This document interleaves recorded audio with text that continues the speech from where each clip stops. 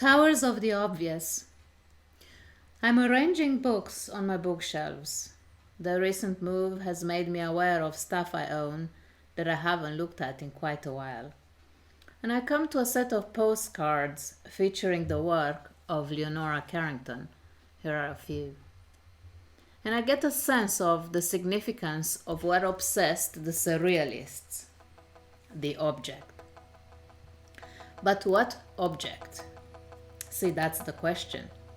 I won't launch into a lecture on surrealism, as others have done it quite successfully, but I'll make a remark about art and the tarot that's not so obvious, at least not in this context.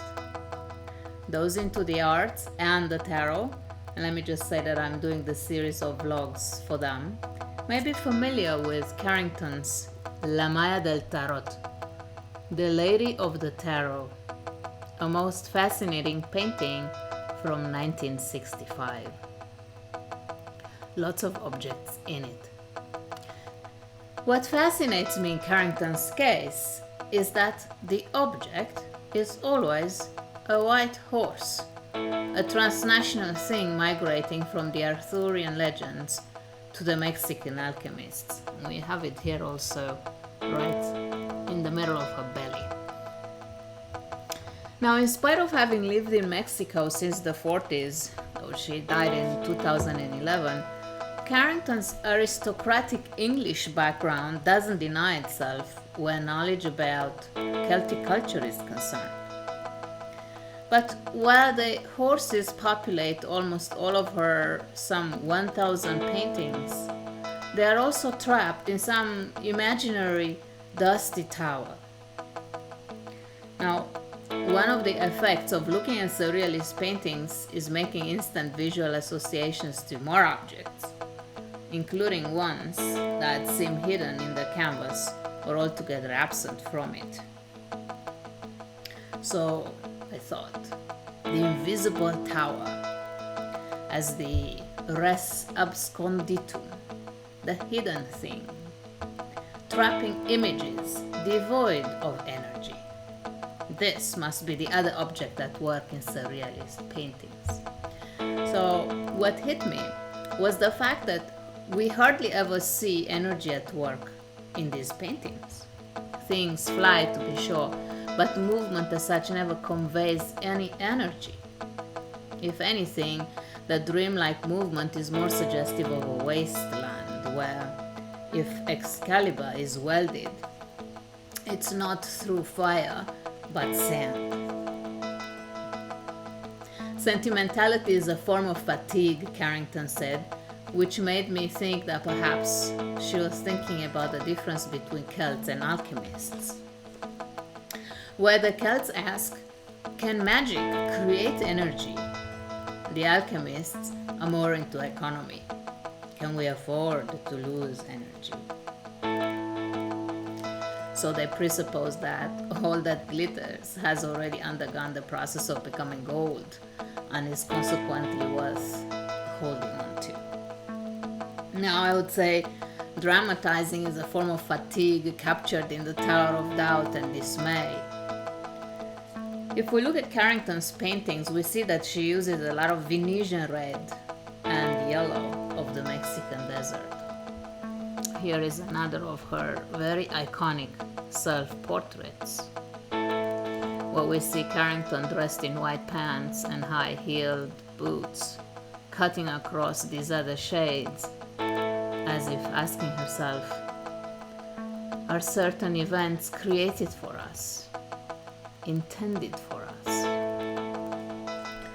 Today I received the prototype of a most anticipated tarot deck in the Marseille style from cartomancer and card maker extraordinaire Ryan Edward, a long-term student of mine. A review of this deck is already on my Tarot Reflections blog, a most wonderful deck.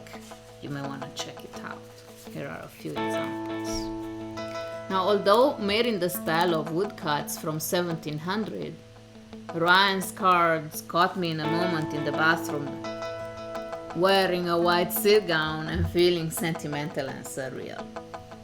Looking especially at his tower card, placed me in a mirror image of another time when I was drinking red wine in the evening, reading Mexican poetry, and listening to classical guitar. I've never seen any tarot scholars or historians offering anything radical about the dots surrounding some of the cards in the Marseille Tarot. Let me put the card up again. Radiance, some suggest, or dust. But how about this? A resonance of the obvious, the hidden object in the tower, the Tower of Cards, the obvious that remains forever impenetrable, as some others have suggested, the obvious that is therefore the most mysterious. Let me end here with a reading of the poem The Tower in the Wasteland by the Spanish poet Julio Martinez Mesanza. This is a pastiche of T.S. Eliot's famous poem The Wasteland, about Eliot's encounter with a fortune teller. And though you'd be surprised to know just about how few literary scholars ever bother to make anything about it. Oh, as I like to put it, if only they get some education in tarot studies, so much wiser they'd all be. But here is Mesanza's poem. My sole desire is order and beauty that women do not have. My sole desire is a life beyond doubt, goals defined and reached without scheming, in broad daylight. The clarity of swords is what I love, the clarity of powerful structures. In this wasteland, the tower dazzles me, and I march towards the tower. Whatever lies in wait for me, toothless ridicule, or the deceitful word of sophistry, or the traitor's two-sided battle axe, or a woman's body, or anybody, I will view the infamy from the tower.